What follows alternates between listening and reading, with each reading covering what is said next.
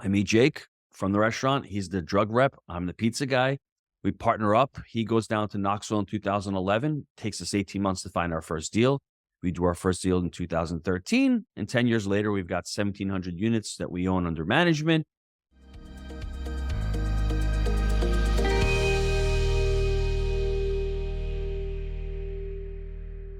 We are back hosting the Real Estate Syndication show as the guest host. My name is Josh McCallan with Accountable Equity, and I get to host a capital hacking podcast, but that's not what this is all about. We have a wonderful guest, which I'm going to introduce in a moment.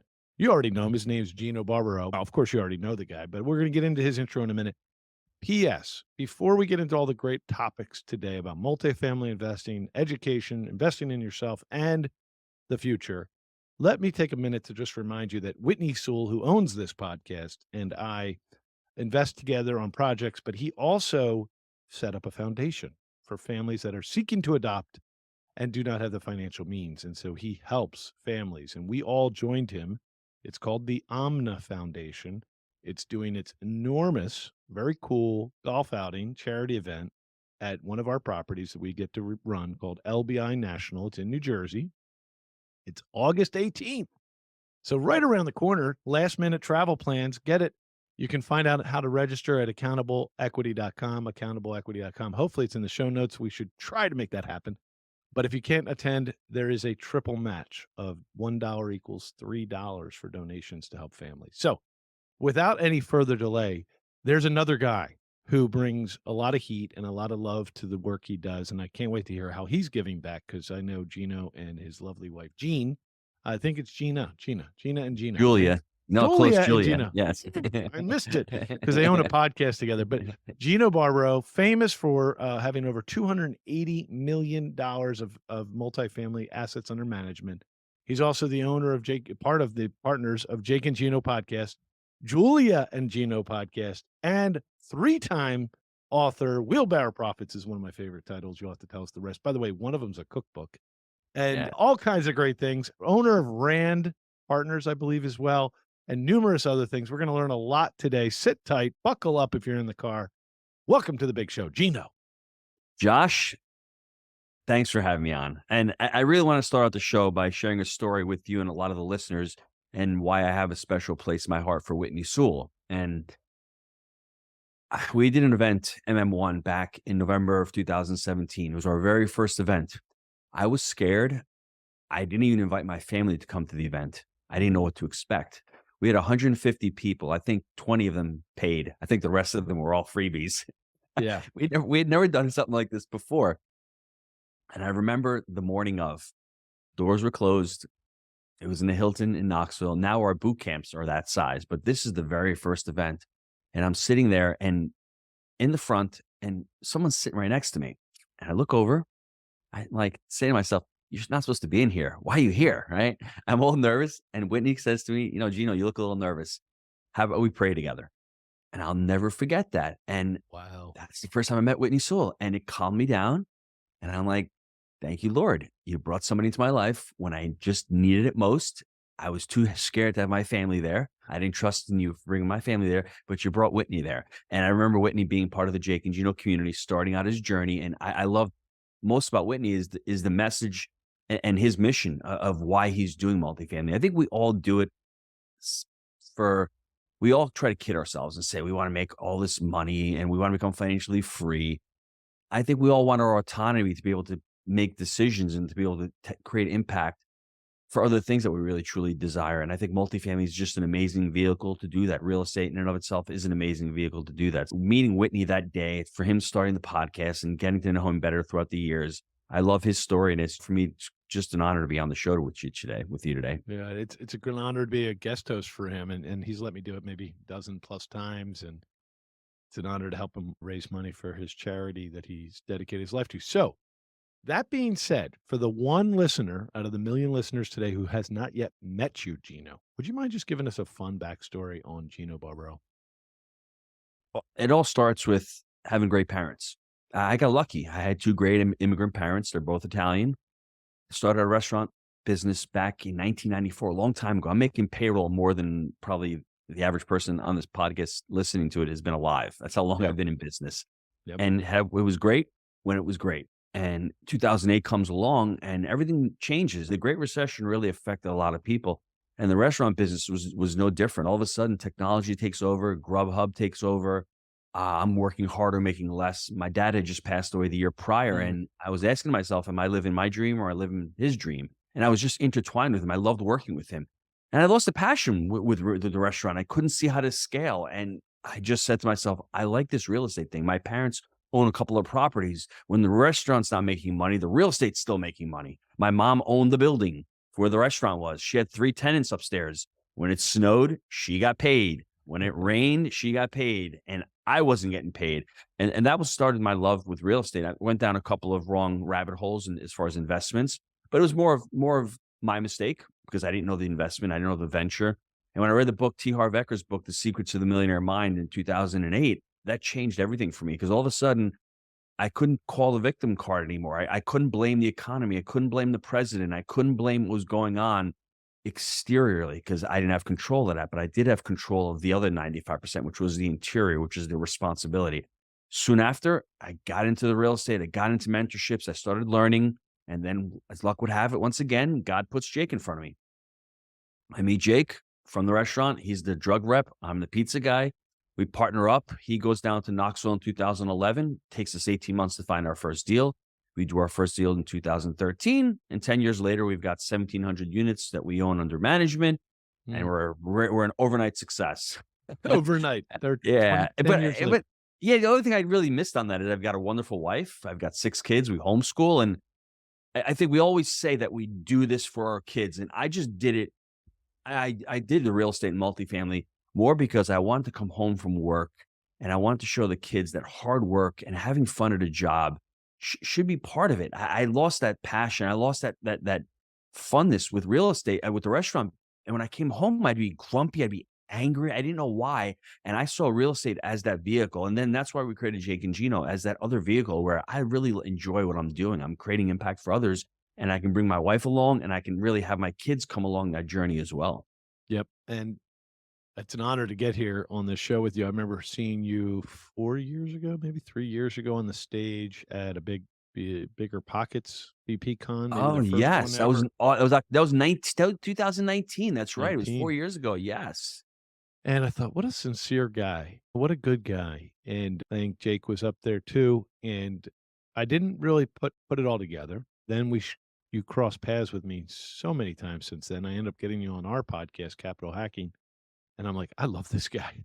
And then years go by. And the one thing that's always interesting about looking at you from the outside, because I'm about to tell some highlights of is I'm always like, what is his core business? And that I imagine you get asked that a lot, right? Because if Mhm. it depends where I show up on the radar. I could think of Gino as a great podcaster because you have a very successful podcast. I could think of you as a great author. I mean, Wheelbarrow Profits. By the way, you're a branding genius. So much of what you write or say are like little catchphrases. I'm going to go over my 4 favorite. But so I might think, oh, he's an author doing education. Then I realize he buys a lot of real estate. And at one point, I thought your business was called Rand Partners, but I don't see much about that. So I don't see you raising much money. Is that what you do anymore? Do you not raise money? See what I'm saying? Like, so how would you Yes. describe your platform? Because I have a similar type of large platform, and I'd love to hear how you describe it. It's been an evolution. When Jake and I first started, we didn't know what we didn't know. We just thought buying multifamily was a great way to make some cash flow. We bought our first deal. Jake started the property management company. So from day one, Rand Property Management from Atlas Shrugged. That's where he got the name Yep. Rand from. We have an asset and we have property management. So we have multiple streams. Yep. 2 years after we start investing, we start the Jake and Gino Education Company because we want to start monetizing. We're thinking that education is a great place to monetize. Little did I know that I became a much better investor by teaching real estate and by doing it than actually just being by myself. Creating a community has allowed me to really learn so many different things. And beyond this past boot camp we just had, we're struggling with smoking, non-smoking in our apartment communities. And we want to implement the non-smoking. My limiting mindset says we're in Tennessee. We can't do that. Well, a student got up and said, Gino, I'm in Kentucky. I just started doing that. I think you should do that. So I'm not living in a bubble all by myself. The education has provided so much value for me. So I think the educational component is one layer. What I would say is we're a multifamily, multifamily, vertically integrated company. We buy assets. We property manage them. We've gotten away from raising capital because we're buying our own deals internally. We're able to fund our own deals. You get to a point where you say to yourself, do you want to continue to raise capital or do you want to continue to buy deals on your own? And Josh, when you're vertically integrated, you can only take on so much, especially with COVID the last couple of years, with hiring and firing. If you're out there putting thousands of units on, can you hire the right people? So for us being vertically integrated and not having third party, we've been able to put on a couple hundred units a year, which has been phenomenal for us because we control most of the equity. So that's what our journey's been. The book Small Giants by Bo Burlingham really cleared that out to me. I don't need to be the next Facebook. I'm happy with buying 200 to 300 really excellent units every year. I'm able to control them. Every couple of years, we refinance that equity, pull it out, and continue to put into the next deal. And you would be amazed at what you can do in 5 years. People look at things, oh, what can I do in the next year? Don't worry about the next year. Plan the next 5 years, and I will guarantee you'll have no problems being able to find the capital for your next deal. And that's what I imagined that's what you were going to say, is that you no longer do the syndication model because that's not your goal. Your goal is not to be the next Google of apartments. It's this Bo Burlingham. He also wrote and I might say his name wrong, but he also wrote The Great Game of Business. Remember that? Yes. And he talked about a manufacturing plant that he helped teach them how to know their numbers, follow their numbers, and make a game out of it. So yes. great books, man, by the way. The other one you mentioned I had not read. Can you describe that one again? Secrets of the Millionaire Mind? Oh, yeah, it was by T. Harv Eker. I think that book was Harv Eker. He's one of those gurus that's been around for 25, 30 years. But what I love about him is it is personal development, and it really comes down to the mindset. And I think one more book that I really would recommend to everybody is The Psychology of Money.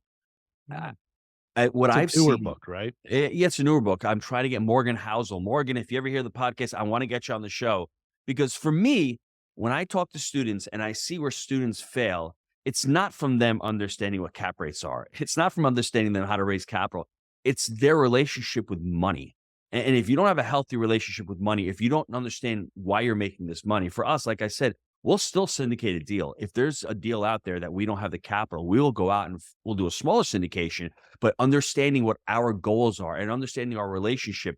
Early on, I had that savings mentality. I was more of a scarcity mindset kind of person. Now, understanding my psychology of money and understanding how I spend and how I save really has helped me to become a much better person at actually being more charitable. Now it's not just scarcity, it's abundance and challenging my beliefs on money. And especially if you're married or you have a significant other, you need to have that conversation. Because if you're trying to build a business and save money and your spouse is out there wanting to spend and party, there's going to be a lot of conflict. And just having those conversations and understanding where they're from your childhood. I'm a great saver because my parents are both immigrants. They never overspent. I never went on vacation saying, can I afford this vacation? That vacation was paid for before I went on vacation because that was my psychology. That was my understanding. I don't have any kind of personal debt. I don't have any credit card. I don't even have a mortgage on my house anymore because that's comfortable for me. Now, is that smart financially? Maybe, maybe not. But the best return on investment for your money is peace of mind and having the autonomy to make those decisions to say, I don't have to come to work today, or I want to be on a podcast with Josh. That's the biggest return on the money that you can have. Doesn't matter what vehicle you're using, that autonomy is what money allows you to have. And understanding what the psychology behind the decisions you make and where you put it can really impact what happens with your money. Yeah. By the way, the conversations with your spouse. So let's talk about that. Julia, 6 children, similar to me. I love big families, you and I. Did you have a lot of brothers, Gino? Brothers? I only had one. I only had one brother. Yeah. I only had one. And was it your wife who came from a bigger family then? She's got 27 first cousins, so it's large. Her mom was a family of 9. But Josh, we didn't start out saying we wanted to have a large family. It just happened because we grew strong in our faith, I think. And as we started having them, we just figured it out. Wow, this is a blessing. This is just blessing. Awesome. The kids are they're amazing. We homeschool them, so it's a little bit different than your traditional. We started homeschooling over 20 years ago. When it wasn't the cool thing. I have a daughter who's 23, so basically a little over 20 years ago. And it was just part of the family. And all of a sudden, it was just part of our makeup. Remember, I had the restaurant, so I was working on the weekends. So for me to spend time with the kids, I'd homeschool them during the week. So we just made a thing of it. And my wife is not the PTA type. She doesn't like the groups. She wants the autonomy herself. She wants to make her own decisions, and she's not one of those people. So for her, it was a natural fit. Now, has it been hard? It's probably been the hardest thing that we've ever done in our entire lives, because it's one of those things, you're on an island. For a woman to be able to stay home with the kids, and the proof is in the pudding. Every day, Gino's getting accolades. Gino closed the deal. He refied a deal. He closed the deal. But Julia's sitting home, and there's no one cheering her on, no one telling her she's doing a good job other than myself. It can be lonely. It can be difficult. But anything in life that isn't difficult, it's really not worth doing. So for anybody out there thinking about homeschooling, there's so many different options today than there were 20 years ago. And if you want to have your siblings, my kids all have great relationships amongst themselves. They have great relationships with their parents. They are one thing I'll say about homeschooling that really brought it home to me was, when you're looking at adults and you're looking at people, the only two times in our lives when we are in the same room with the same age group is when we're in a nursing home or when we're in a school setting. Every other time in our lives, we're basically with older and younger people. And I think school is not natural. And we've seen that in the last 3 years, what's gone on. So for those of you out there, if you need any questions, if you have anything, email me, gino@jakeandgino.com, and I'd be more than happy to answer any homeschooling questions. You can do it. Trust me. If a pizza guy and my wife, who did go to college, but she doesn't love school, you just figure it out. And I think that's her superpower. I think her superpower is, we'll just figure it out. I mean, like I taught them right? I taught them how to walk. I taught them how to eat. I taught them how to read. You'll figure it out. And as they get older, you'll understand that it's more important to create a relationship and to create children who are truly good and who are truly faithful. I think that's the most important thing that you can do. I don't care how smart they are. I really want to know how good they are and how they can impact other people's lives. That to me is more important than how smart they are. Do you guys see why we wanted to get Gino on the show? It's great. And I always say, I have a list of questions, but it's irrelevant. We're going to have the best conversation of all time. I'm sorry about the questions. I tend to build the questions up. No, I love the way your heart just pours out as a teacher. Now let's go. One comment about that is, you've heard of the group Go Abundance. I know you're buddies with David Green. Yes. I just saw you did some education with him, and he's going to speak at one of the things we're going to get into in a minute, but he'll be speaking at Multifamily Mastery 6. He will, yes. In October in Orlando, correct? Mm-hmm. Yeah. Love David Green, but Bigger Pockets, Go Abundance. David Green's famous for recruiting Brandon Turner into not Bigger Pockets, Go Abundance, which is a mastermind group. I ended up joining that about 5 years ago. And I remember when I got there, everybody was talking about how family's so important, right? Work hard, be a killer, but yet, family really is where it all matters, and your children. And I used to be the only one with large quantities of children. I don't know if Go Abundance has more children now, the families. I had 9 at the time. Now we have 10. And people looked at me like cross-eyed. I'm like, wait a second. If all the speeches today were about invest so that you can spend time with your family, because families matter more than money, then I'm a billionaire of babies. I used to joke, I'm the billionaire of babies around here. Don't worry about whether I have more money or less money. But no, truly a big deal. As a matter of fact, Tucker Carlson just did a whole big piece on Ben Shapiro's show about everybody should have a lot of kids. You should just have kids. They're a blessing. We've been lied to. They're good. And you're in Florida now. So I love one little tidbit that only a guy like me would notice when you said it. You said, when it snowed and rained, my mom, who owned apartments, still got paid. See, that's because in the restaurant business, the weather and the season directly affects whether you can have profit beyond payroll, right? Not everybody thinks like that, but your power goes out. I mean, it was so many things out of my control, and there's no such thing as control. But that business it's a very difficult business to be in. And especially now with hiring and everything, and it was such a challenging business. That's why when I read the book, I'm like, he's right. I chose this job. I chose this industry. I was born into it. This is part of me. I don't have to live in New York. I don't have to own a restaurant. I'm making that conscious choice. And once you understand that, it can be powering. It can be liberating and saying, I can make a different choice. Now, it's not going to happen overnight. It's going to take a little bit of time. But just understanding that, I don't think most people can understand that. Hey, if you hate the politics of your state, there are 50 states in this country. Go move. Then they're like, I can't leave the family. Why can't you leave the family? The most important thing in a relationship is your relationship with God, obviously, but then it's between you and your spouse. Your children comes next. So whatever you need That's to right. do that makes you and your spouse more strong, because that's the foundation. If the foundation is strong, then because I've heard so many families and parents say, "Oh, I can't. The kids are in school." That's fleeting. Those kids are gone. Your relationship with your spouse is more important. You move, or you Oh, need you to know do what what? you have to do. I need to hear this because we're struggling with that. I think eventually our portfolio is being built at these resorts and other distressed assets we buy, but they're in the Mhm, Northeast and then near DC, and they're doing great, thank God, because those economies actually definitely still need what we sell, right? And mhm. for Melanie and I, hospitality is a ministry that we care about, and we think it has power to help other people. So we love it. But we've also had a real desire to get to Florida. At one point, we were looking at things in Texas, even for our family. And you're right, we always get hung up on the kids are in school, we're gonna mess up her high school, Yes. and It's the never funny the thing right it time, never Josh, ends. right? Yeah, Never it's never the right time. And I'm gonna bring it back to when you said about children. I'm gonna wait to have kids because I'm gonna wait for the right time. Yeah. Little newsflash. It's never the right time. It's almost like your multifamily deal. I'm gonna get into multifamily when it's the right time. I unfortunately, one of my regrets is not having more children. I we spaced them out every 2.5 to 3 years. I wish I had more, but I bought into the nonsense that I can't afford it, and I didn't trust in God as much as I should have, because He'll provide for me, but I didn't trust in that, and I trusted into the nonsense of Instagram and all. Then I had an illness scare back in 2017, so I put that on pause, and now I'm 53. I don't know if my wife give me the Heisman right now. She's getting a little old also, so she's, like, a little old now. the So, but for Heisman. those of you out there, I mean, it's never the right time. It's only the right time when you think it is, and when you have it, you'll be like, "Okay, why did I wait so long?" Don't wait. Start the family now, because it really is I important. agree with you on And that. 2 or 3 kids, I mean, having one child all by themselves, it can be challenging for that child. He needs siblings. He needs kids to grow up with. And you know what? It's a struggle, because when you have 6 kids living in New York with taxes and insurance, and I drove, the hand-me-down car for 10 years, and, right in 2008, I had a mom gave me a car, dad gave me a car. I had to cut back because I had to invest in the businesses. I wasn't making enough money. You'll figure out a way, and that struggle and that heartache will make you a stronger person, and it'll make you really appreciate what you got once you do get that stuff that you're looking for.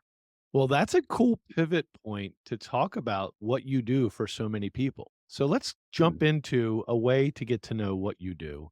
For all of us listening, we obviously love real estate. We're listening to the Real Estate Syndication Show, one of the biggest real estate podcasts in the country. We love what Whitney does. We love what you do. So tell us about your events. And it's called Multifamily Mastery. It's October 14th. It's in Orlando. Great speakers. Who's it for?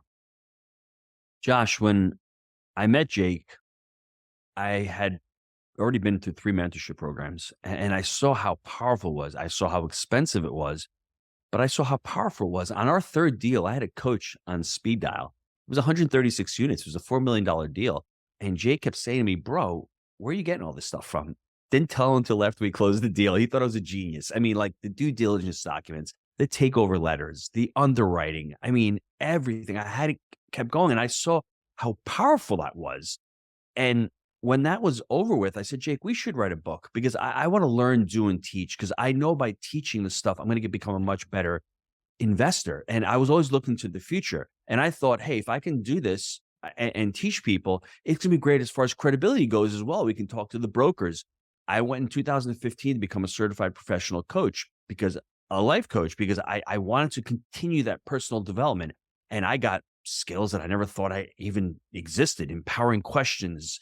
We're talking about energy blocks. We're talking about levels of energy, listening, and all this stuff that I learned as a coach. And I saw how it impacted me. And then all of a sudden, a year later, I leave the restaurant and I'm like, I have to start teaching people these things. But Mm. people don't value that stuff as much as they value the multifamily. So for me, creating the multifamily community and starting that out in 2015, 7 years later, it's taken a while, because students on board, it take a couple of years to do deals. The students have done over 70,000 units. The Wow. amount of capital they've raised, even though you say we don't syndicate, the students have raised almost $400 million through the community. It's Wow. probably more, because I can't document everything. I mean, there's so many students in the platform. And when you look at it from that perspective, we've just created this community because we love it. We have opportunity through it. And like you said, I mean, how much would it cost me to interview someone like a Robert Kiyosaki or someone like a T. Harv Eker? those opportunities don't come around unless you have the platform That's to, right. to be able to, highlight these people. And that's what the community has allowed us to do. The education, the podcasts, we've become better speakers, but we've also become much better investors. And that's what we've been able to create over the last 7 years. And for me, it has a lot to do with impact. I love what I'm doing. I really, truly enjoy teaching people about this stuff because I think financial intelligence can change the world for the better. I really believe in that. If people can learn about basic financial intelligence and learning how to invest their money, you're not only impacting their family, but you're their families and their other families. So for us, we've been able to focus on multifamily and teach people the real estate aspect of it. But for our first event was November 2017. We've had 5 since then. So we're on our 6th event. Last year we had 1,000 people. We're probably gonna have over 1,000 people at this event in October. And it's for anybody who's looking to get into multifamily. Anybody who's a single family or a fix and flip or a wholesaler is like, I want to do this multifamily thing, but it's a pie in the sky. Anybody who's got a deal or needs to raise capital, you come to the event because there's only serious people at these events. That's right. We teach the buy right, the manage right, and the finance right, but we've got vendors there, we've got sponsors there, we've got people who are in the business. And it's just a lot of fun. It's one of those weekends where you go away. We call it the financial vacation for smart people because you're in Orlando. You're at the Gaylord Palms, right? It's another one-liner, but it really is because you're there. You bring your family there. We have a women's lunch on Sunday. My wife's going to be hosting it. So if the spouse doesn't like real estate, come to the women's lunch because a lot of women there just want to get together and discuss family, boundaries, relationships, communication. So we have that aspect of it as well. I think that's an important aspect of it because you need to communicate with your spouse. Just because they may not like real estate, they need to know why you're doing it. They need to know how they can participate in the journey with you. Good night. Good night, folks. That's why, Gino, one of the thoughts is I'm going to be with you as one of your attendees. I'm very excited about Multifamily Mastery 6. And the whole idea of Julia having another program going on, it's just really comprehensive, really unique, very personal. You have like this personalism approach. It seems like you care about people. It's obvious. My wife always says we're in the baby making business. We're in the people loving business. That's why we have so many kids. So you're in the people loving But business. Josh, let me ask you, when I started my journey in the restaurant business years and years ago, I started the business to provide for my family when I really should have started the business to provide for the customers. And that's what I did with Jake and Gino. I mean, I make much more money with the real estate. It's not even close. But I started the platform, the education to provide for the students, to provide for others, to provide value for them. That was the mind shift that I had. And I think anybody listening to this, if you're raising capital, if you're doing deals, don't think about yourself. You have to think about the investor or the person you're providing the value for. And then it will come back to you. exactly Eventually, right. it's going to come back to you. But for me, I only had one restaurant for years. I couldn't scale. I couldn't see why I was doing this other than for my own gain. And if you can think about those bar mitzvahs you're doing, those confirmations, those weddings, those communions, those backyard barbecues, you'll actually enjoy the job a lot more. And you'll be like, oh, I am creating impact. I lost all that for years. I was so self-absorbed into I've got to pay the bills. I've got to do this, but man, you're providing so much value for so many people. And I lost sight of that. So when I had the opportunity to start Jake and Gino and to help other people on their journey, I'm like, this is great. If I don't make money, it'll be okay. If I do make money, that's the icing on the cake. So that's how we started this thing, me and Jake. And since we started, it's grown rather nicely. It really has. And I'm going because I'm hoping that you've aggregated a mixture of people in that audience. I'm hoping there's people like us that have capital groups, we have operational teams, but we're going to be getting into multifamily through, various creative ways, including distress, like you and I've talked about. Yes. And we're going to get into multifamily, and we're actually looking for colleagues and partners. And we're going to go to this Yes. event not only to learn directly, but to aggregate wonderful people in our community around us so we can do we're a team approach kind of people. We're like a team sport concept. So it's not just one person. So I And, think I and can't wait to meet Josh, your team. yeah, I think the most important thing I think I'd say about the event, I think it's got a little something for everybody. If you want inspiration and motivation, you've got Chad Wright. He's a Navy SEAL. We just interviewed him last week. What a great story he's got talking about his inspiration, his motivation. If you want to learn how to brand, we've got Brad Lee coming out. He Oh, gets wow. about branding. Yeah, I mean, he's got a great Instagram page. He's got a great message. He's out there. He's perfect if you're looking to learn how to raise capital. Jennifer is our COO. Talk about property management and asset management right there. David Green, he's actually speaking at our event. He's in bigger pockets. If you're in the single family space, if you want to get into the mortgage space, you can have a conversation with him. We've got Chris Voss. You want to learn about Oh, wow. negotiations? That's probably the most important, I think, the keynote, because it really comes down to building the rapport. If you're raising capital, listen, you need to learn how to build rapport and learn how to have that empathy and have that curiosity. It's important in that capital raising skill. But if you're looking to do deals, he's a perfect guy to go listen to. And I think eventually you're going to get down to our coaches who are talking about seller financing, Jake and myself doing prezos, and the networking is there. You're going to have over 1,000 people who are in multifamily who are going to be there talking about their deals and talking about building, because you said it really wonderfully, honestly. It is, multifamily is a team sport. I think getting to the levels, it's that you can't do it by yourself. You need to meet other people out there who want to do it at the level you're doing at it. And these kinds of events that are out there every year, go to the events. Don't come just to MM6. Go to a couple events a year so you can meet different people. And then once you start going to the events, you start seeing the same faces and the same people who are really successful. You're like, oh, no wonder why he's successful. I've seen him already at 2 different events. You mentioned GoBundance. It's no secret that GoBundance has really successful people because they all gravitate towards being in the same room. All successful people end up being in those same rooms. Yeah, no, phenomenal point. I almost want to ask you an inside baseball question. Do you mind? I mean, you can feel free to say, Sure. no, I don't want to answer that. How the heck are you able to afford such world famous speakers? Is there a deal you cut with Chris Voss? I mean, that is one of the biggest authors of all time It's now. Yeah, it's what you got to pay to play. My father always said, So you invested. if you want to put on a great event, you have to invest in it. I mean, it's like education. Everyone thinks it's about an expense. This event is, for me, I mean, we do it once a year.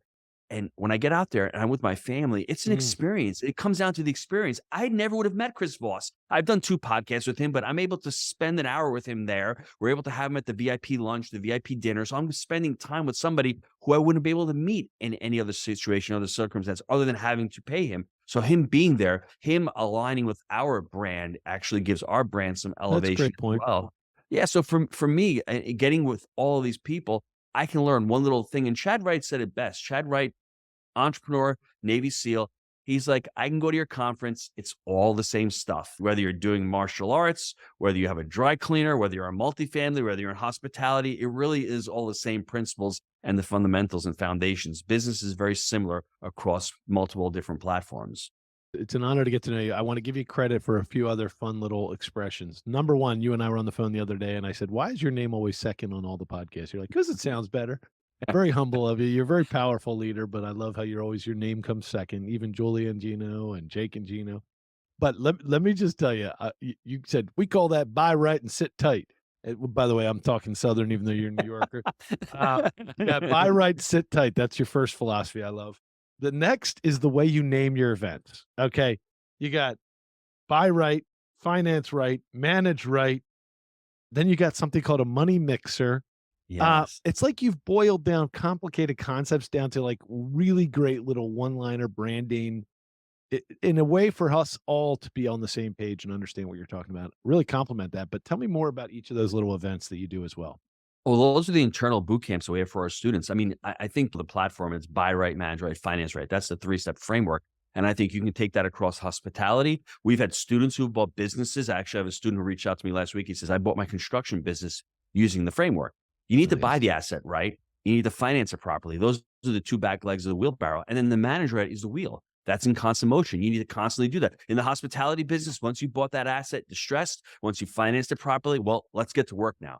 You have to set up the systems. And a lot of the systems through the platforms, your cadence of accountabilities, your quarterly priorities, your level 10 meetings, your goals, your Rockefeller habits, that can cross over into multiple different platforms, but you need to learn how to do that. And the Buy Right Bootcamp, that's what we teach.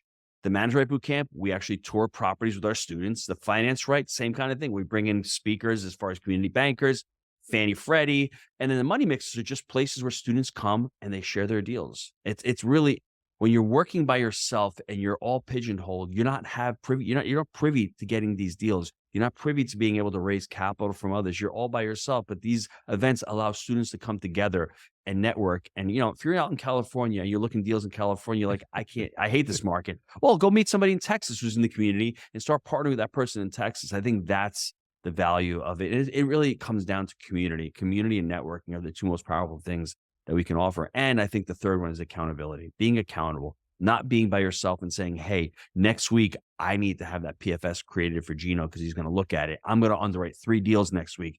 If you're by yourself, you might let that go. But if you're actually part of a group and part of an accountability pod, you're going to get that stuff done. Yep. And one other fun little note here is, can you just tell me, you and Julia did a book on what is it called? Honey? The children? Yeah. No, so we family actually book. we're launching our 3rd book this week, actually. It's called Pizza with a Purpose. So you like the alliterations. I love it. I love That's the 3rd one. The first one is the cannolis exploded. It's the really about cannoli breakfast. exploded. You Give know. me a break, dude. You're the best. It's for kids. It's a kid's book. My wife always wanted to write a book for kids because that's when they start out young. And a lot of parents don't have the ability to be able to start the conversation. Where do you start it? And it comes with 3 different characters. We have responsible rhino, we have creative caterpillar, and we have pity party pig. And it really comes down to those 3 characters. Where True. the pity party, the cannoli, the oven explodes, and responsible rhino's like creating his resumes. He's going out there. He's getting a job. Pity party pig is going out and buying flat screen TVs, and he's feeling sorry for himself. And creative caterpillar is the one who's the entrepreneur trying to come up with these ideas. And through the story, you see how it builds and how the 3 different characters grow. And then the 2nd book came out, I think, about a year ago. And this 3rd one, Pizza with a Purpose, is the characters are all content. They're doing really well. But it's like, okay, what do we do now? And for them, it comes down to they want to build this community. They have Mentor Moose that's guiding them along the path and saying, you guys have so many different skills. What do you want to do? And Pity Party Pig is one that had the most amazing evolution where he was always blaming. He was always a victim. And now in this one, he's like, hey, I'm great at connecting people. I'm really good at sales. Let me do that. Let me find my true impact and my true purpose. And through these little stories and this color and the graphics and sitting down and reading with the kids, it's just a great way to share these stories with Love it. children. How about the honeybee, though? Is the honeybee in the family? Is that Yeah, different? yes. Yeah, you see it behind me. The Honeybee is the book that Jake and I wrote back in 2019. It Oh, was a business parable. It's really about creating multiple streams of revenue, how our journey okay. was from buying a deal to property management to education to syndication to creating the capital company. That book lays it out. Like people are so, I guess, small minded. Like, well, how am I going to make more money in this business? You start creating multiple streams of revenue, and all of a sudden you have revenue streams within your multifamily. Right. Like you're doing hospitality. All of a sudden you start thinking about, not how, but who can help me out with Hmm. this? These kinds That's of right. different lessons within the story. And it's great. It's written as a business parable. So it's really easy to read. I love it. You know, if there's anything I forgot, I'd love to just make sure we all follow up. And I did forget one big thing that I did have a question about. It says join our investment programs. How many different types of programs are there with Jake and Gino? Right now we're launching 3. So we have 3 different levels right now because we're seeing that some students don't want to coach. They don't want coaching. So we've got an online, just traditional platform for 5K. We've got the 2nd tier product, which is a 10K. And then we've got the full blown mentorship for 25K. We want to grow the platform. We don't want to say, hey, you just need coaching, because some students might not want coaching. I know personally from my experience that a coach, I would not be here if it wasn't for coaching. I would Mm, not have understood the business. I would have not been able to ask those questions. If you're starting out, coaching is invaluable. But if you've been doing the business for 5 or 6 years, and you just need to find some networking and maybe the 2nd levels works for you. And if you're just starting out, you're not really sure, but you want to deep dive and just go somewhere where all the information is laid out. We've got hundreds of lessons and hundreds of videos. That Ascent program, as we're calling it right now, would probably be a good fit for you. that's wonderful, man. So it's different entry points. Will you also be at other conferences this year in addition to Multifamily Mastery 6? I'm trying to think if there's I'm going to a Brendan Burchard conference. Mm, Brendan Burchard is one of those educators that started Experts Academy. You should look him up. He's a great okay. branding guy, and he's got more. He was the one who got me onto this path of creating content and working within a learning management system and learning how to build your brand and all that. So for him, he's been one of these guys who's built an amazing brand. I'm going to his event in September. Then I'm part of a group called Family Mastermind. They're having an event September 27th and 28th. Great group, bunch of really cool entrepreneurs. I just joined them. So for those of the people out there, I practice what I preach. You I do. love education. I spend it, and I've spent 6 figures in education alone this year because I know what I put into it, I'm going to get out of it. That one relationship that I make, that one little, golden nugget that I learn, I can implement in my business. I know I'll get it back tenfold, and I'll have that education for the rest of my life. I appreciate you, man. It's an honor to get to know My you. pleasure, And bro. the website is easy to understand. It's jakeandgino.com, right? That's it. Just go there. That's the hub. All right. We will talk to you again soon. Thank you so much for adding all this value. Thanks, Josh. Thank you for being with us again today. I hope that you have learned a lot from the show. Don't forget to like and subscribe. I hope you're telling your friends about the Real Estate Syndication Show and how they can also build wealth in real estate. You can also go to lifebridgecapital.com and start investing today.